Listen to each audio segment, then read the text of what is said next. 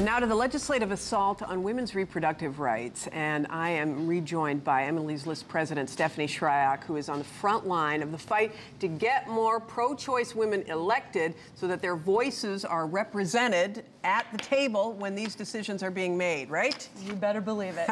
We are on it. So I want to start out by asking you a question. You know, everybody saw this panel that Representative Issa had in his hearing, no women at the panel when the issue was contraception. Rush Limbaugh had some comments about the one woman who was invited and appeared on the second panel. Her name is Susan Fluke. He called her a slut today, and then he added to that. So I want you to listen to what he said after he called her that name.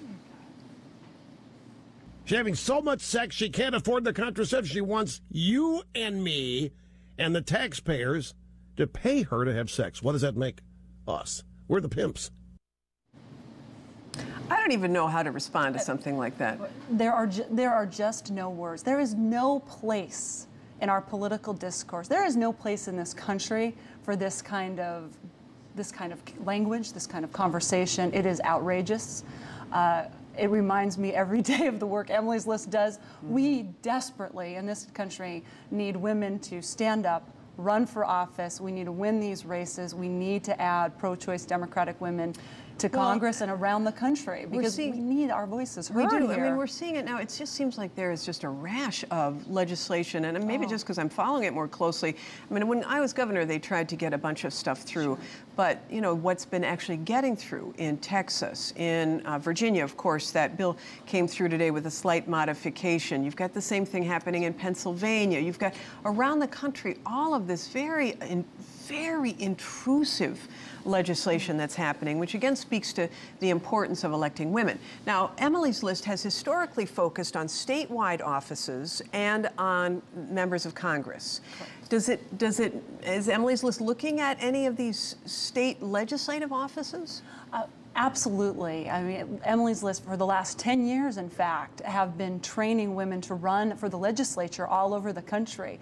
And a lot of the women that we have running for Congress today have come out of that pipeline program that we started 10 years ago. And we definitely realize that we have a lot of work we need to do.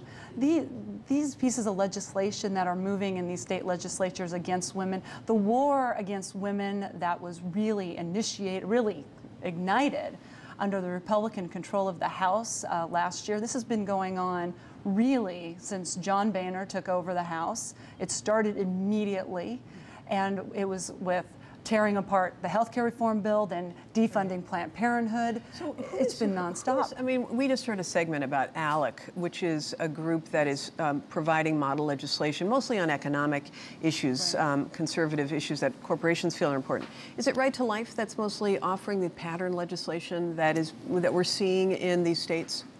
Well, there has been a movement for a long time, and as governor, you saw some of that legislation getting pushed through by the radical right wing of the religious conservatives of the Republican Party. What has happened, though, in the last year is that this kind of faction of the party is literally pushing the entire Republican Party into a social fight on issues when we know that the voters want to talk about the economy. So tell me quickly, what are the big races that Emily's List is looking at this time? Can you give me it in a nutshell?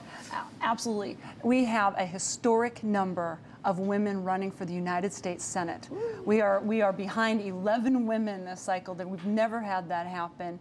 We're seeing record numbers, we're hoping for record numbers in the House of Representatives. It's because women are standing up to say enough. Right, we and so have you've to got stop people like, these I'm Republicans. looking around my wall because you've got Kristen That's Gillibrand, right. You've got Elizabeth Warren that you guys are it. following. Tammy Baldwin, Wisconsin, Shelley Berkeley, Nevada. And we got to keep people like Claire McCaskill and Debbie Stabenow from Michigan. Right. This is a huge opportunity for women, but the only way we're going to succeed at Emily's List, and these women are going to win, is if women and men around this country who are ready to stop this war on women and get these women elected, this is how we're going to stop this. They need to contribute to Emily's List. Emily'sList.org. And support these women. Come on over to Emily'sList.org. Stephanie Schriock, thank you so much for coming into studio. Really appreciate the work you do. Still more ahead on the War Room. Stick around. We will be right back.